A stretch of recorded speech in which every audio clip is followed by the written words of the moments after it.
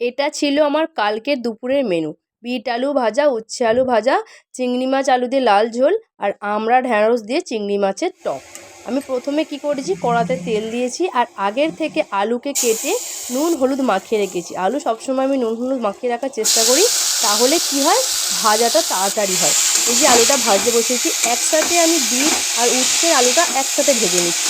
তাহলে কী হবে, আলুটা একসাথে ভাজা হয়ে গেলে বিট আর আলুর সাথে একসাথে মিক্স করে দিতে পারবো। আলু ভাজা হয়ে গেছে, এই যে আলুটা আমি তুলে নিচ্ছি। এই আলুটা আমি সবটা তুলে নিলাম একটা জায়গায়। এরপর কড়াতে বিটটা দিয়ে দিলাম। বিটটা যখন দেখবো ভাজা ভাজা হয়ে গেছে, তখন ওই আলুর মধ্যে অর্ধেক আলুটা বিটের সাথে দেব, দিয়ে নাড়িয়ে তুলে নেব। এরপর আবার কি করব, এরপর আবার আমি উচ্ছেটা ভাজবো। আবার যেমন তেল নুন হলুদ হালকা দিয়ে দেবার, দিয়ে উচ্ছেটা ভেজে নেবো। একটু মচমচে ভালো লাগে, সময় ছিল না, এই হালকা ভাজা করে নিয়ে, হালকা ভাজা হয়ে যাওয়ার পর বাকি যে আলুটা ছিল সেই আলুটা এর মধ্যে দিয়ে নেড়ে নিয়ে আমি একটা থালার মধ্যে তুলে নেব। তাহলে আমার কি হলো, একসাথে বিট আলু উচ্ছে আলু দুটোই ভাজা হয়ে গেল। এরপরে আমি কি করব, চিংড়ি মাছ আলু দিয়ে লাল ঝোল। কড়ার মধ্যে তেল দিয়ে আগের থেকে আলু কাটা ছিল, সেই আলুটা আমি কি করব, কষিয়ে নেব। তার জন্য একটু নুন আর একটু হলুদ কড়ার মধ্যে দিয়ে দেবো। আমি সবসময় নুন হলুদ একটু দিয়ে দিই, তেল কম খরচে আর হলুদটা আগের থেকে দিলে কালারটা ভালো আসে। পাশের কড়াই কি করব, চিংড়ি মাছটা ভেজে নেব। মাছ ভাজতে একটু তেল বেশি লাগে, তেলে আমি সবসময় নুন দিই, তাতে কী হয়, তেলটা কম খরচ হয়।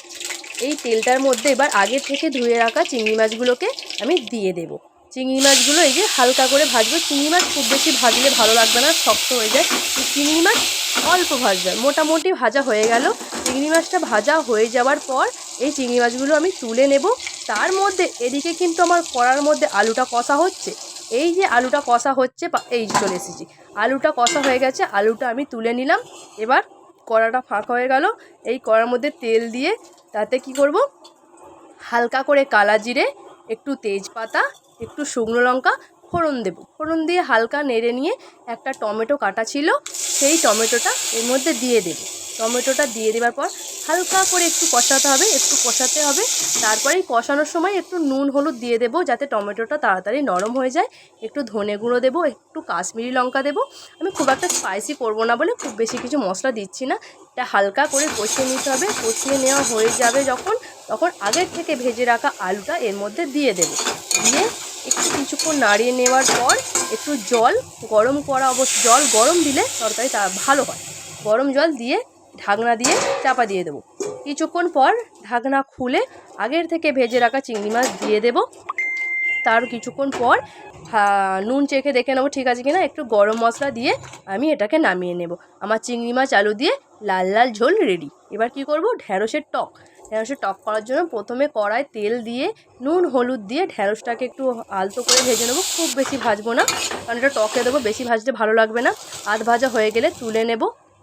তুলে নেবার পর কি করব, এই কড়ার মধ্যে হালকা করে একটু তেল দিয়ে দেব। তেলের মধ্যে একটু সর্ষে, একটু শুকনো লঙ্কা ফোড়ন দিয়ে আগের থেকে ছাড়ানো আমড়াকে দিয়ে দেব। ছাড়ানো আমড়া দেবো, নুন হলুদ দিয়ে একটু হালকা করে কষিয়ে নিয়ে জল ঢেলে দেবো। আমড়াটা যখন একটু সেদ্ধ হয়ে যাবে, তারপর আগের থেকে ভেজে রাখা ঢ্যাঁড়সটা দিয়ে চাপা দিয়ে দেবো। কিছুক্ষণ পর চাপা খুলে দেখবো ওটা সেদ্ধ হয়ে গেছে। আগের থেকে ভেজে রাখা চিংড়ি মাছ এর মধ্যে দিয়ে দেবো। দিয়ে চেখে দেখে নেবো সব ঠিকঠাক আছে কিনা। আমার চিংড়ি মাছ আমড়া দিয়ে ঢ্যাঁড়সের টক রেডি।